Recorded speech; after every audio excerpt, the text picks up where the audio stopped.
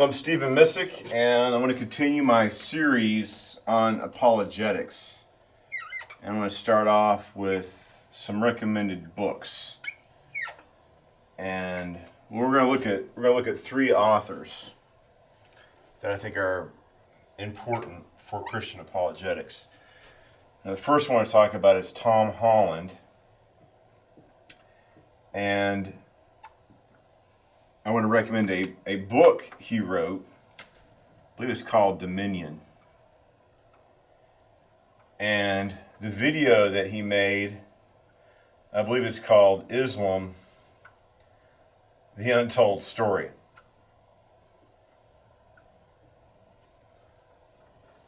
Now,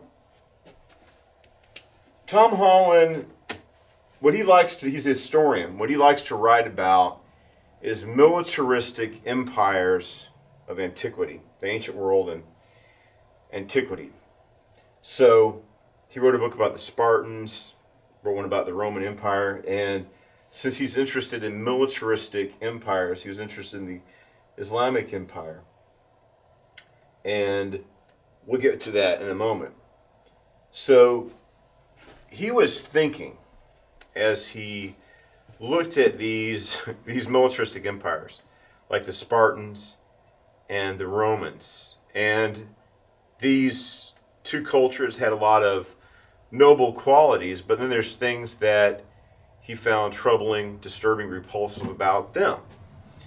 And he was trying to think, because England has gone like atheistic and agnostic, so he doesn't, or didn't at the time, consider himself a Christian. He's like, why? How am I judging? Who am I to say what's right or what's wrong? What standard am I judging the Spartans and the Romans by? Their virtues and what I perceive as their vices. And he decided that it was Christianity. His aunt, I guess, had a big influence in raising him. She was a devout Christian. He went to, the Anglican church, and he's saying that this Christianity shaped his value system. And basically wrote this book about, Dominion, about what's the positive influences on society. Because one of the techniques of the atheists is to, or communists really, is you want to discredit Western civilization and Christianity by looking at its flaws and not genuine progress and the benefits of mankind that came through Christian civilization, through music, the arts, theater, literature, philosophy, the hospital system, the education system, scientific. Like Isaac Newton was a very devout Christian that shaped his worldview. And he talks about the influences, Tom Holland does. And Dinesh did a similar book, I think, called, What's So Great About Christianity, if I remember correctly. Because this is you had 9/11, and then Sam Harris and Richard Dawkins and Christopher Hitchens. Oh, the reason why we have problems, everything is from religion. And, just things that people say are false. It's like, most wars are over religion. Prove it. Prove it. See, this is why apologetics is important, because we have these specious arguments. And atheists attack Christianity. Like I said, all wars are religious. Well, maybe that's true for Islam. Is that really true throughout history? Is that what the biggest... it's not true. I think less than 5% of... Throughout all of human history, less than 5%... like I said, with Islam, you have a religious political system where wars are fought for religion. But this is the exception, not the norm. Most wars are... let's look at the Roman Empire, Were the Romans fighting the Carthaginians over religion? No.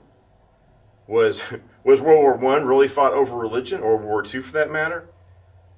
So people say these things are just absurd and not true, and we have a moral duty to, because these are absurd arguments, but they're made, and people take them seriously.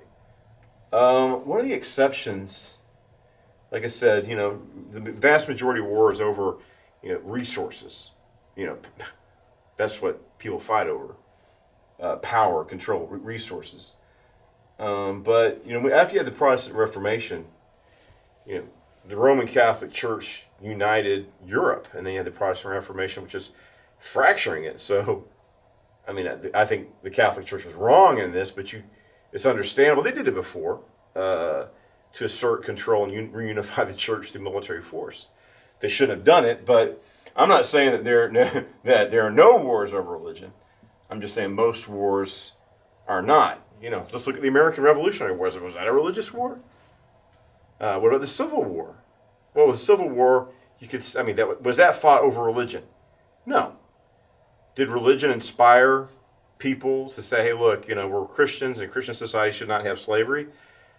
Yes, that's true. Because of the Christian religion, the Christian faith found slavery, race-based slavery, repulsive. And so our country decided to get rid of it, and they resorted to military force to do it. But it wasn't fought for religion. It was fought over the issue of, different things, states' rights, terror. Slavery played there are other factors that led to the Civil War, but slavery was one of them. I don't think that anybody, if you're going to be serious about that, you have to admit that even though there were other factors, that slavery was an important reason. What I'm saying is, let's just say, to simplify it, this war fought over slavery. It's not fought over religion. Like I said, maybe religion was a motivating force to abolish slavery, but it wasn't a religious war. So these arguments are not true. And then Tom Holland, who's approaching this from a non-religious person, from a skeptic's approach, is saying, no, look, Christianity shaped Western civilization. We wouldn't have Western civilization, culture, and our values, norms, or morals if not for the influence of Christianity. And one of the three people I'm going to talk about is Matt Walsh. We're going to get to him in a minute. Because what I'm talking about is just outright, blatant falsehoods, like the specious argument that all wars are fought. It's kind of and like I said, we need to realize that movies and television, entertainment, shapes people's perception of reality. Like Family Guy had this thing where, it's like a joke about the origins of Christianity, and this shows like one of the 12 apostles sharing the faith, and Jesus is born in Bethlehem, and they pull out knives, they start stabbing each other because what's his name? I forget his name right now. The writer of Family Guy and all those things. He's trying to create this perception that religion provokes violence, not love, not mercy, not compassion, not understanding. Doesn't this is about violence? It's ridiculous, but these ideas, and like I said last time, I concluded with the power of humor. It's very powerful, and we should use it as Christians. Like I said, if I had money, I was thinking, why don't we have, when Obama was president, this guy is buffoonish and just absurd, and it's like, this guy's comedy gold. How come we're not mocking and making fun of this guy? He needs it. So arrogant and condescending. And finally, when Trump was president, the Babylon Bee, it's like, well, it's about time. We need to have Christian comedy, but also using comedy to confront these issues. But back to Tom Holland.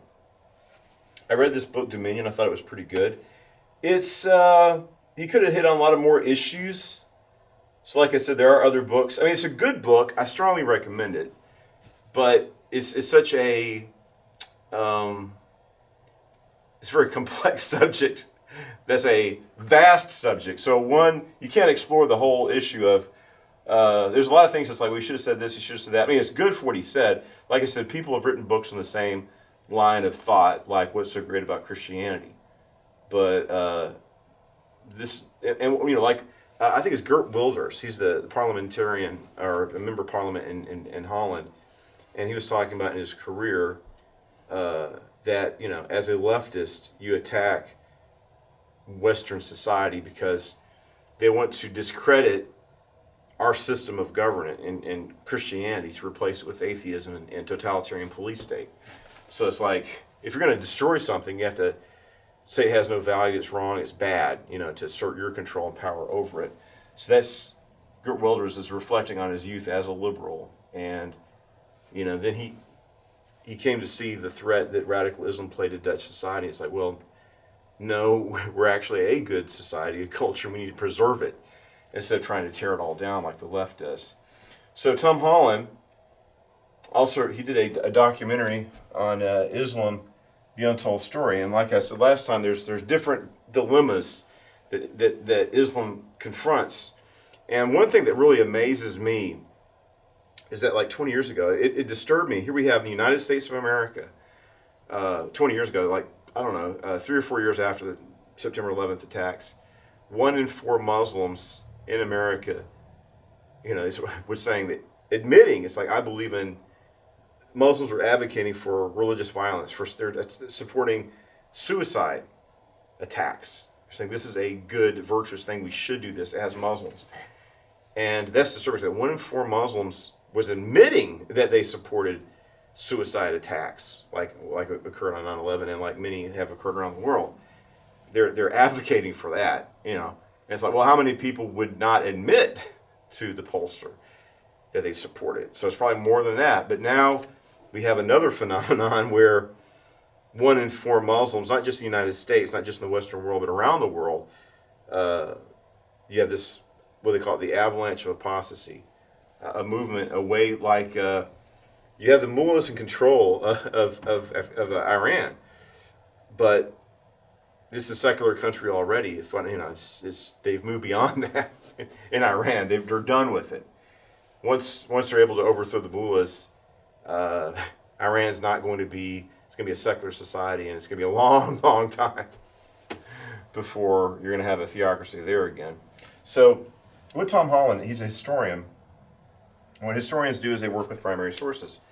And there are no primary sources on Islam until the year 692. And there's a Caliph al-Maliki. What he does is he mints a coin with a lot of pagan, it's an image of al-Maliki, it's a picture of him on there, with all the accoutrements of a pagan king, all this pagan symbolism on it. A graven image of al-Maliki. This is from, I don't know, earlier, like, 689. And then 692, he prints a coin with the Shahada in Arabic. It says there's no God but God, and Muhammad is the prophet of God. So no more images, just Arabic script and calligraphy. So something happened here, and it's obvious that this is when Islam began. And probably the Quran, as we know it, was written after this period.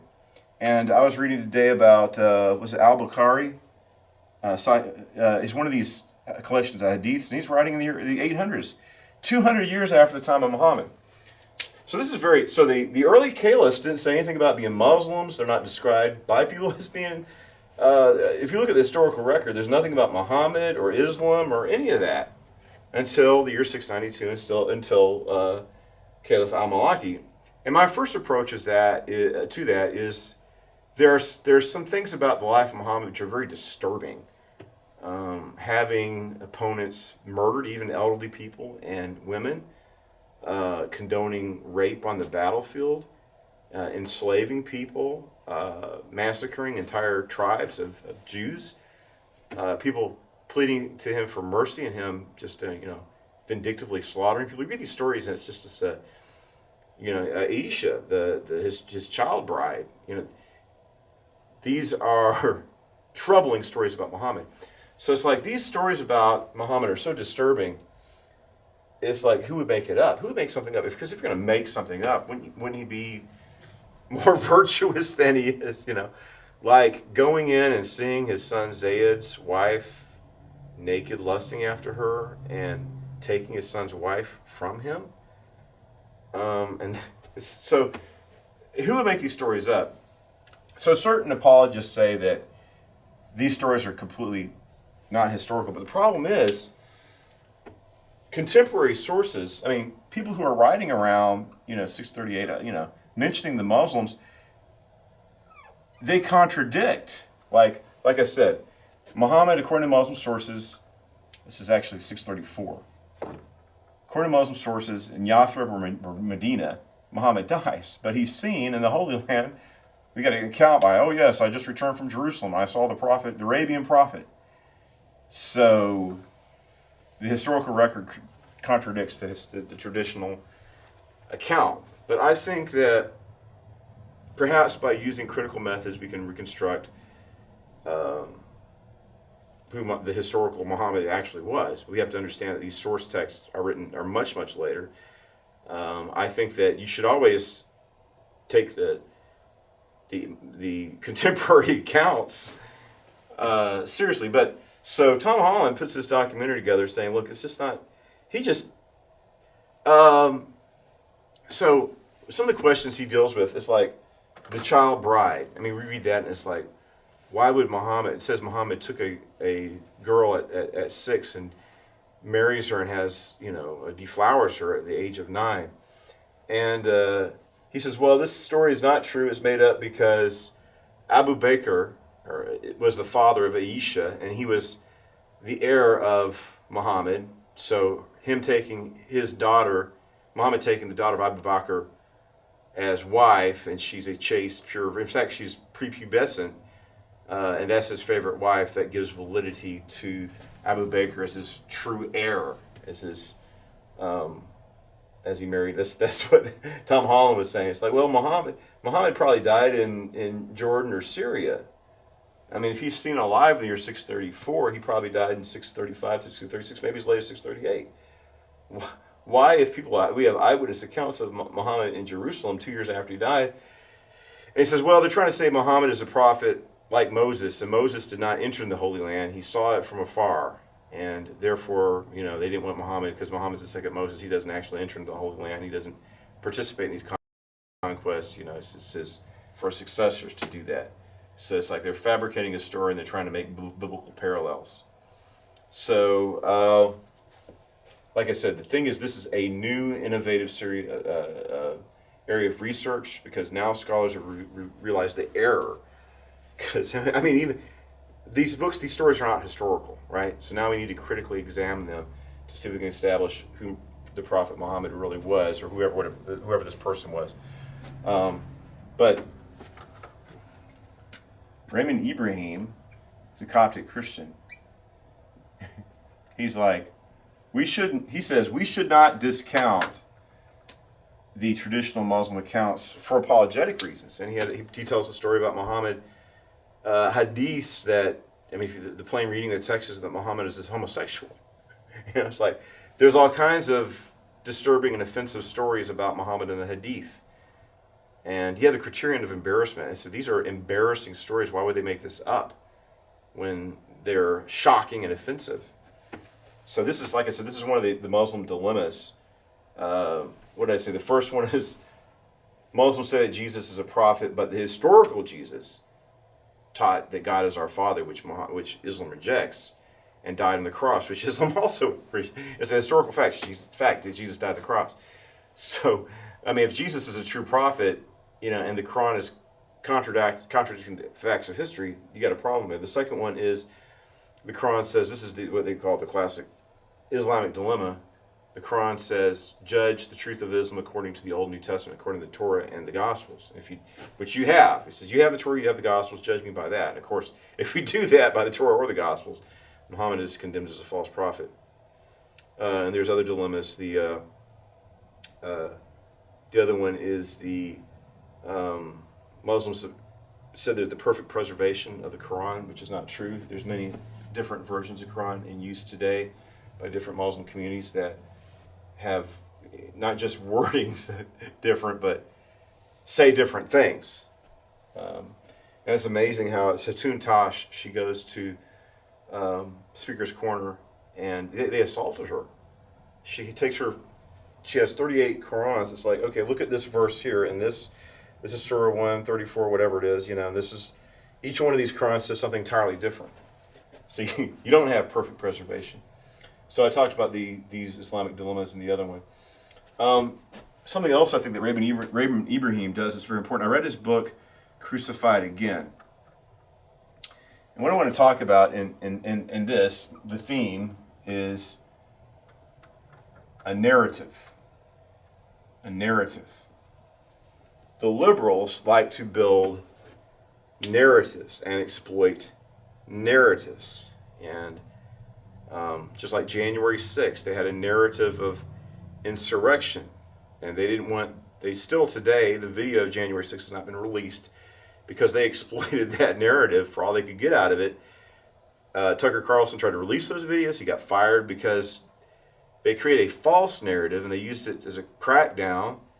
They were trying to use January 6th to keep Trump from ever taking office again. Didn't work. But this shows a powerful narrative, something that didn't happen. And they're able to use that narrative for power and control. Right? So, Raymond Abraham has written 3 books that are important. One's called Sword and Scimitar, and the other is Defenders of the West. But the one I read was Crucified Again. And what I want to say in this, and this is part of my my doctoral thesis, what I did in it, is I had like a timeline of from the year, 632 until today, until 2025. I looked at the Assyrian Christian community, and then we look at the Coptic in the Levant, and the Coptic community in Egypt. And every 50 years you have pogroms, just mass slaughters and killing. The last time we saw it, it's 1,500 years. So we saw it in 1915. We had the Armenian Holocaust, genocide. The Turks go out and they just kill Greeks, Armenians. 1.5 million Armenian Christians, Assyrians, Greeks, and Armenians slaughtered, whole scale, wide scale, just murdering. The Ottoman Turks just killed every Christian they could find. And the stories, I was reading some of the stories that I just couldn't believe it. And Dostoevsky talks about in Bulgaria.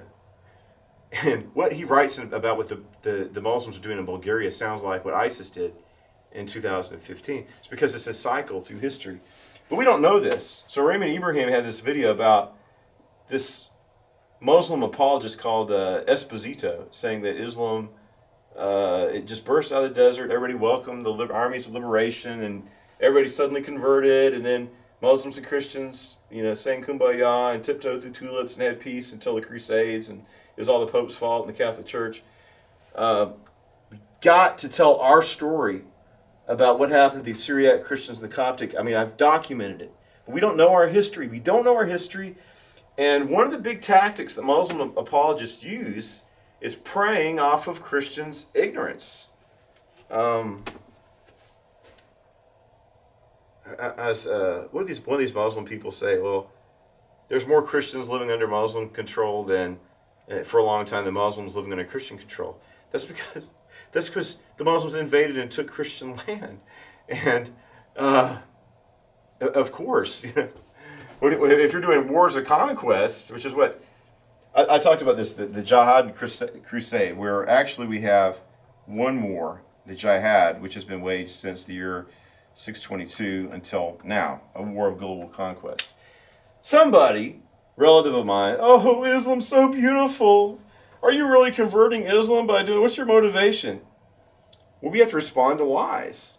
And hopefully if we have knowledge is power, I think that a lot of people don't realize that Muslims, it's ridiculous when Muslims say that Jesus wasn't crucified.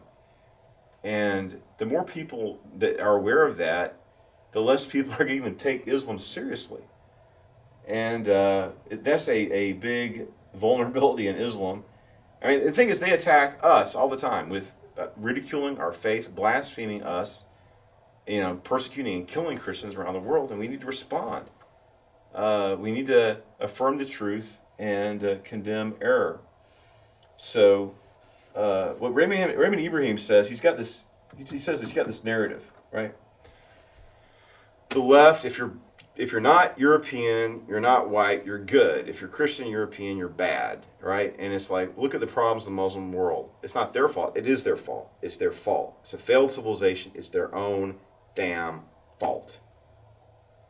So that's just the reality. And stop blaming us for their own failures as a society and culture. It's ridiculous. So, but the left, their narrative Why are their problems? It's our fault. We did it to them. These are an aggrieved people. So there is persecution around the world against Christians, mostly perpetuated by Muslims. The news media does not want to report it. This is in the book Crucified Again. He's talking about this. As a Coptic Christian, as an Egyptian Christian, he's talking about this phenomenon. Why does the media not report on it? Because they're leftist, they're communist, they're Marxist, they hate Christianity, and they do not want Islam. They want to portray Islam as a victim, as an aggrieved people, and they're a victim of us. So if they're killing people, and there's a historical legacy of them killing Christians, then that invalidates their narrative, and you see the Muslims as the aggressors and the Christians as a victim of that narrative. They're not out there to inform people of the truth of what's going on in the world. They have a satanic Luciferian agenda, and they're not going to report on things that challenge your narrative. I think it's very funny today. I was watching the news, and the president of South Africa, and they're slaughtering. Well, it's sad. They got rid of apartheid. They had Nelson Mandela, and people had such goodwill and hopes that South Africa would be a multiracial, country, that blacks and whites and the Indians, the biracial people, I think they call them coloreds over there, but that means people are of mixed race, that everybody could live in harmony. And now you have this, violence against the white minority, killing them, driving them from their lands, slaughtering, just crimes committed against them, and then allowing, just going to seize your land and property and kill you, passing laws in their legislature to empower people to go in to, you have the farmland, go in there and just kill everybody and take their land. And this is what's going on. And the news media is not reporting. Even Fox News. And this is an established fact. I wish it wasn't going on. It breaks my heart. It's very sad to see it come to this. But they don't want to report on it. They don't want to report on it. And so this president of South Africa, no, we don't have that. It's not going on. That's not a problem in our country. And Trump says, oh, really? It's not going on in your country? Dim the lights. The screen comes down. And it shows video of South African prominent politicians calling for the murder of white people and acts of violence. And he has this big stack. It looked like a 500 pages showing it. And even Fox News doesn't want to report on this. They don't want people to know about it. And they're saying purported and claims of these things. These are facts. That's why. And the beautiful thing about that is only Trump could do something like that, But that's how we need to act. I mean, people are being killed over their race. People have lived in that land for 400, 500 years. And they're being slaughtered.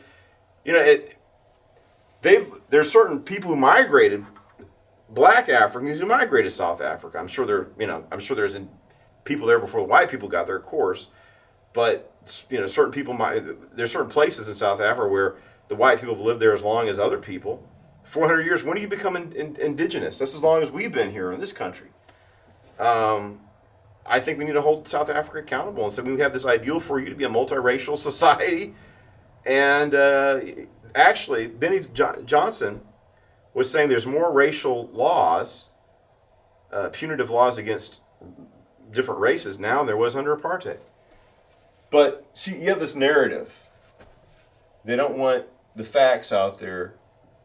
They don't want people to know what's going on. They don't report it, and they withhold that information. So I really appreciate Trump by being there and exposing, holding that this president knows full well. He knows full well what's going on. He knows they're killing white people. He's condoning it. He's going to lie to the global community. So Trump exposes this atrocity to the entire planet. We have to challenge false narratives. And speaking of narratives, Matt Walsh, he wrote this book. Let's talk about Native Americans or white people have been in America 500 freaking years. And Matt Walsh talked about this. When are we going to be considered Native Americans? Another 500 years? Another 2,000 years? 10,000? When do we, never? Your family's lived here since, the 15, 1600s, and you're not indigenous after all that time? You're not native? Everybody migrated here. And there were probably people here before the Native American, we call the Indians migrated in there. They probably just wiped the former occupants of the land out, intermarried with them. You can all check that all. There is reason to believe there are human beings here before people migrated over the Bering Strait, and they slaughtered them all. So that's just the facts of history. Now, if anybody's an aggrieved people, the Native American, the Native so-called Native American Indians are. I have sympathy for them. But there's a story. I remember I was watching this. The liberals want to be self-loathing for whatever reason. Canada didn't have. You don't have a lot of black people in Canada, probably even to this day. You didn't have the racial conflict, but they want to feel bad about themselves. So what do? And it's like, oh, well, back 100 years ago, we tried to help the Native American Indian tribes by forcing them to go into government schools to get a Western education. That was so bad that we tried to educate these people. And I think it was on PBS. It was like this documentary about the atrocity of trying to educate Indian tribes in Canada, and they had this elderly man. I guess these schools went on until the early 20th century, and they, I thought it was kind of funny. This old man went in there. It's like, oh, I remember these classrooms. Oh, I sat there and Miss Jones taught this. And it's like, well, he didn't look like he was traumatized by it.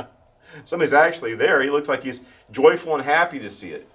So what they did was just recently, just like 3 years ago, they had these ground penetrating radar, and they said, here we have these government schools for Native American Indians, and we were using them to murder. We're just taking these children out and just chopping them to pieces, and there's all these graves hidden underground. And what happened? There's a rash of church burnings around all of Canada as a response to this. It's like, oh, these church schools and government schools. They're saying it's church schools, right? Catholic and evangelical Protestant churches, schools for Indians. Actually, they're trying to maybe they carried it out wrong. They had good motives. They're trying to help elevate the status of the tribal peoples, what they call First Nations in Canada. I'm not saying that there weren't errors but we're trying to help educate to give them more prospects in life. And maybe they did things wrong. I'm not saying they didn't, but the motivation seemed to be good. So the only person I heard the stories of, yes, they found these Catholic churches, they found these mass graves all over the place. They're just taking all these little Indian boys, they're treating to do your ABCs and 1, 2, 3s, and they're taking them out and just killing them. Just dozens, hundreds, thousands of graves all over the place. There were no graves. There were no graves. I think it was like just some abandoned, they're trying to, there were improvements that were made and abandoned, like, old plant. There were things under the ground, but they weren't graves. They didn't find bones. They didn't find any graves. This is a false narrative. People went ballistic. Then they made, they had this movie Yellowstone, right? Or the TV series. Now that, I think that the show's going to die out now. But Yellowstone had one of their little prequel series, and they incorporated this to the story. These Catholic schools, and they're taking the Native American kids and just beating them up and torturing them, and so this is a false narrative, and it's an anti-Christian narrative, right? And then people watch Yellowstone. It used to be a big hit. Kevin Costner's left, so the show's going to just peter out now, wither away and die. Without them making these new episodes, I don't think it's going to, the show's over. Nobody's going to be watching these prequels anymore. But they had the prequel showing, and so people are going to see that, and they're going to think it's historical, and they're going to think that these things that never happened did happen. That, these Native American Indian children were tortured and murdered at these schools. So Matt Walsh did an expose on this, and we should be aware of, and people are clueless of what's going on, why they're doing this, and the consequences of these false narratives. I mean, they burnt down churches from, all across Canada. Just, and it's like, well, why was this happening? It's part of the reason. And, lies. The devil is the father of lies. But this fraud was perpetuated, and Matt Walsh debunked it. It's the only person I heard the stories. I didn't even know they were debunked, They let these false narratives go out there. When they're debunked, they're already in the popular consciousness. And Matt Walsh was one that was debunking it. Now, Matt Walsh has a book called Church of Cowards about how, Catholics, and he's Catholic. It's like, why aren't we teaching Christian morality? With the political system in the United States of America, we used to have I'm a social conservative. Matt Walsh is a social conservative. But today I was listening to, I think it was Dinesh D'Souza, he was talking about Elon Musk saying, look, I'm just going to check out of all this. I'm trying to help save the country. The Republican Party isn't interested. So we need to have a new Republican Party. We have a Trump Party. It is corrupt. They don't care about anything. And they haven't cared about social conservatives at all. And our concerns. And the problem is, like with things like with gay marriage, I remember talking to family members. It's like, oh, let's just let the gays marry, and they'll just shut the hell up. I'm tired of hearing them screaming and yelling about this all the time. I don't care what they do. Let's just go ahead and let them marry so they just shut up and leave us alone. I'm tired of hearing about it. If that'll make them just leave us the hell alone, if you just let them, it's like you can't let these people have marriage. Don't you understand? They're immediately going on to the next thing. And everybody's like, oh, why do we got, guys in the girls' shower and guys it's like, you got to draw a line and say you can't go here. And, they don't want to maintain the Republicans. They're embarrassed of social conservatives. They don't want to fight on moral issues, family issues. And that's why we're where we're at today, is people didn't fight back or push back. In fact, a lot of people are celebrating. And it's been devastating. Marriage is a sacred institution. It's the very foundation of human society and culture. If you undermine that, that's the reason why we have a government, to protect human civilization. The foundation of human civilization is the family, a man, a woman, and children, the home. If the government becomes hostile to that, it loses its purpose for existence. It becomes just a system of oppression, really. And then you have societal collapse. You're supposed to protect and preserve human civilization. That's why we have a government. If you work against it, the foundation of civilization, then your whole purpose of existing is forfeit anyway. And society is going to collapse. As it is. Madness of wokeism. We let it happen. We didn't push back. So, Matt Walsh talks about this in his book, Church of Cowards. And he addresses the issue. This is important for apologetics, right? What did Jesus teach about marriage, the family, the home? What does the Bible teach about it? What's right and what's wrong? And they're going to attack that. But we don't want to affirm basic biblical Christian morality. Basic Christian biblical morality. We don't want to defend it because we have a church of cowards. There's a reason for this. People want to, they want to have a big church. They don't want to make people uncomfortable. They want to give, so it's run as a business instead of doing a work for God. Right? That's what it's supposed to be about, right? Proclaiming the word of the Lord. We need our prophetic voices. So, Tom Holland, Raymond Ibrahim, and Matt Walsh. Matt Walsh, like I said, mockery and humor is a very important thing. He did it with, what is a woman? It's the funniest thing. They can't answer that question. Matt Walsh is like, oh, I want you to tell me right now, what does that mean? What is a woman? Oh, how dare you ask that question. And they did the movie, Am I Racist? Just showing these people are utterly absurd and fraudsters, and it's a graft. It's a grift. It's all, graft and grift, the whole thing. But he's tackling these issues. He's not even a preacher, and yet, why aren't we, dealing with these issues? We need to. So I didn't talk about Matt Walsh in the previous Christian Apologetics. And I want to conclude with this. And I said this the last time. Dan Brown wrote the Da Vinci Code, and that had a big impact in really shattering people's faith, because he's making all these assertions. Oh, this is true.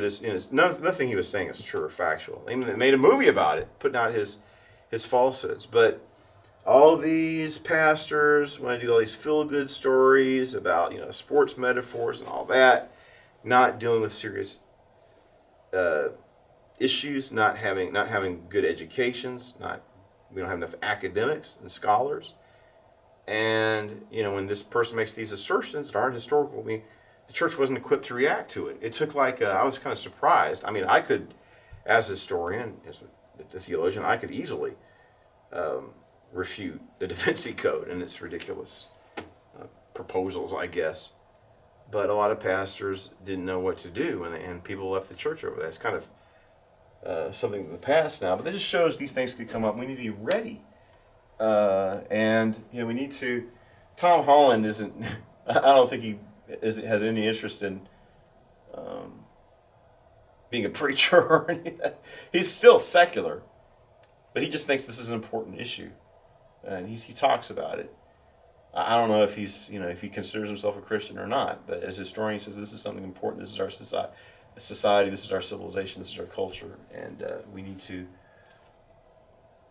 celebrate it to a certain extent, even though he might not necessarily actually believe in it. He's saying this is how Christianity shaped Western civilization what it is today. It's important to acknowledge its contributions and the benefits from a Christian civilization. Raymond Ibrahim, like I said, knowing the facts of history. So these Muslims say, oh, we all lived in peace and love. It's like, just look at the historical facts.